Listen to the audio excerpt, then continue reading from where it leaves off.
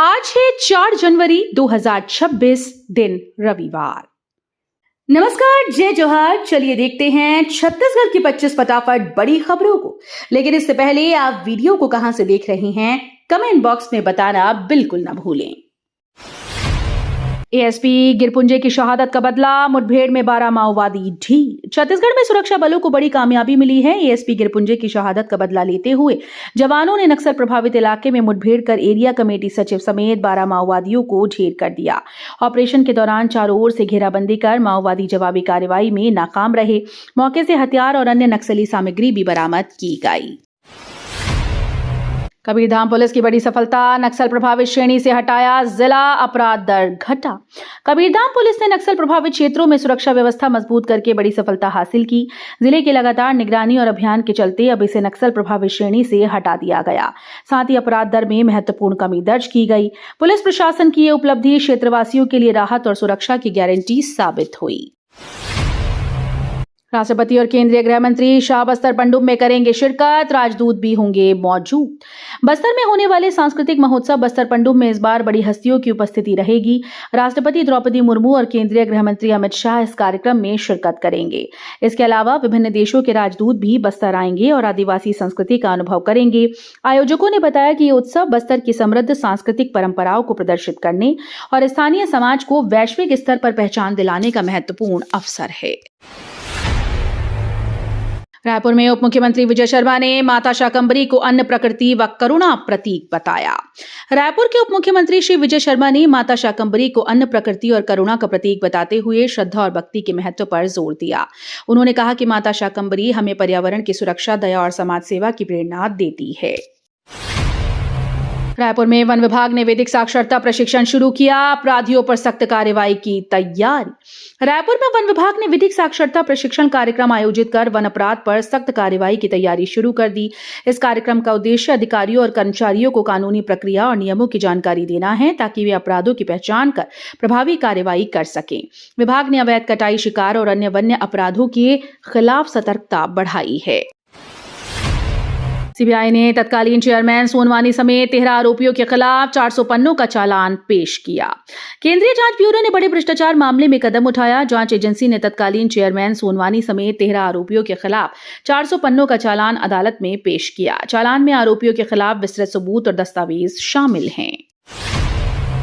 CM Sai ने राष्ट्रपति द्रौपदी मुर्मू से मुलाकात, बस्तर पनडुब्बी में भाग लेने का न्योता दिया। रायपुर में मुख्यमंत्री श्री विष्णुदेव साय ने राष्ट्रपति द्रौपदी मुर्मू से भेंट की। इस मुलाकात में मुख्यमंत्री ने उन्हें छत्तीसगढ़ के प्रसिद्ध सांस्कृतिक उत्सव बस्तर पनडुब्बी में शिरकत करने का विशेष निमंत्रण दिया। मुख्यमंत्री ने बताया कि ये उत्सव बस्तर की आदिवासी संस्कृति और परंपराओं का जीवंत प्रतीक है। राजस्व मंत्री टंकराम वर्मा के निज सहायक दुर्गेश धारे को पद से हटाया गया। राजस्व मंत्री टंकराम वर्मा के निज सहायक दुर्गेश धारे को पद से हटा दिया गया। प्रशासनिक अधिकारियों ने बताया कि यह कदम नियमित जांच और विभागीय आवश्यकताओं के आधार पर लिया गया।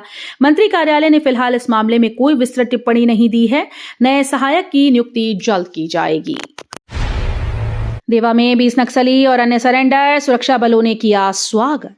छत्तीसगढ़ के देवा इलाके में बड़ी घटना हुई। सुरक्षा बलों के सामने 20 नक्सलियों समेत कई हथियारबंद आतंकवादियों ने सरेंडर किया। स्थानीय अधिकारियों ने उन्हें सम्मानपूर्वक ग्रहण किया और पुनर्वास की प्रक्रिया शुरू कर दी। ये कदम राज्य में शांति और विकास की दिशा में अहम माना जा रहा है।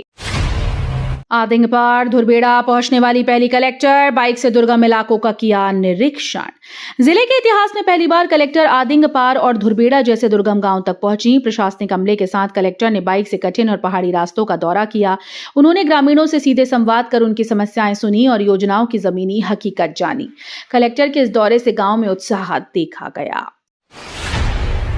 आने वाले दिनों में तापमान में गिरावट, हल्की बारिश और घने कोहरे का अलर्ट जारी। छत्तीसगढ़ में मौसम विभाग ने आने वाले दिनों के लिए चेतावनी जारी की। तापमान में गिरावट के साथ ठिठुरन बढ़ने की संभावना है। कुछ क्षेत्रों में हल्की बारिश की संभावना है और सुबह सांझ के समय घने कोहरे का अलर्ट है। राहगीरों और वाहन चालकों को अतिरिक्त सतर्क रहने की सलाह दी गई। अधिकारियों ने कहा कि ठंड और कोहरे के कारण स्कूल और कार्यालयों में समय पर पहुंचने में देरी हो सकती है, इसलिए लोगों को आवश्यक सुरक्षा उपाय अपनाने चाहिए। बारन वपारा विशेष परीक्षा केंद्र बना। खेल शुरू होने के बाद बड़े बड़े राज सामने आए। बारन वपारा में विशेष परीक्षा केंद्र बनाए जाने के फैसले के बाद अब कई बड़े राज सामने आ रहे हैं। केंद्र को तैयार किया गया था ताकि छात्रों को बेहतर सुविधा मिले, लेकिन परीक्षा शुरू होते ही कई गड़बड़ियां उजागर हुई। अधिकारियों की कार्यप्रणाली और सुरक्षा व्यवस्था पर सवाल उठाए जा रहे हैं। विशेषज्ञ कह रहे हैं कि केंद्र बनाने और संचालन में पारदर्शिता और निगरानी की कमी ने इस स्थिति को जन्म दिया है। बीसीसीआई निर्देश पर केकेआर ने बांग्लादेशी तेज गेंदबाज मुस्ताफिजुर रहमान को आईपीएल से रिलीज किया। कोलकाता नाइट राइडर्स ने बीसीसीआई के निर्देश के तहत बांग्लादेश के तेज गेंदबाज मुस्ताफिजुर रहमान को आईपीएल 2026 से रिलीज कर दिया। टीम ने यह फैसला राजनीतिक कारणों और आगामी मुकाबलों की जरूरतों के मद्देनजर लिया। मुस्ताफिजुर के टीम के निर्णय का सम्मान करते हुए कहा कि वो भविष्य में बेहतर प्रदर्शन करने की पूरी कोशिश करेंगे। बस्तर के गांव-गांव में पहुंचेगा मोबाइल नेटवर्क। राज्य ने केंद्र से 5000 टावर की मांग की। बस्तर के दूर-दराज और नक्सल प्रभावित गांव में अब मोबाइल नेटवर्क की सुविधा जल्द उपलब्ध होगी। छत्तीसगढ़ सरकार ने इसके लिए केंद्र से 5000 मोबाइल टावर लगाने की मंजूरी मांगी। इस पहल से ग्रामीणों को इंटरनेट और मोबाइल कनेक्टिविटी मिलेगी, जिससे शिक्षा, स्वास्थ्य और आपातकालीन सेवाओं में सुधार होगा। चैतन्य जेल से रिहा, कानूनी प्रक्रिया पूरी। समर्थकों में दिखा भारी उत्साह। कानूनी प्रक्रिया पूरी होने के बाद चैतन्य जेल से रिहा हो गए। रिहाई की खबर मिलते ही जेल परिसर के बाहर समर्थकों की भीड़ उमड़ पड़ी। समर्थकों ने नारेबाजी कर खुशी जताई और चैतन्य का स्वागत किया। पुलिस और प्रशासन ने सुरक्षा के पुख्ता इंतजाम किए थे। चैतन्य ने समर्थकों का आभार जताया। बिलासपुर में पूर्णिमा स्नान जा रही कार पेड़ से टकराई, 2 श्रद्धालुओं की मौत। बिलासपुर में पूर्णिमा स्नान के लिए जा रहे श्रद्धालुओं की कार हादसे का शिकार हो गई। कार सड़क किनारे खड़े पेड़ से टकरा गई, जिसमें 2 लोगों की मौके पर मौत हुई। स्थानीय पुलिस ने हादसे की जांच शुरू कर दी और घायलों को नजदीकी अस्पताल में भर्ती कराया गया।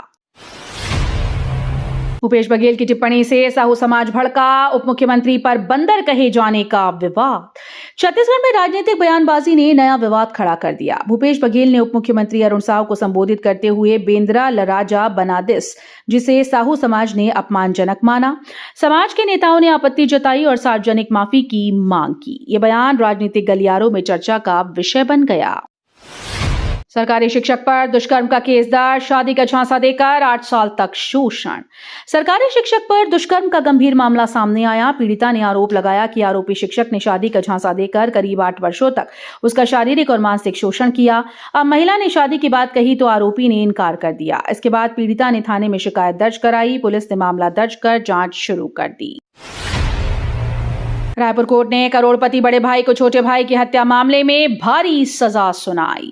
रायपुर की अदालत ने एक दिल दहला देने वाले मामले में फैसला सुनाया। करोड़पति बड़े भाई ने विवाद के दौरान छोटे भाई को गोली मार दी थी।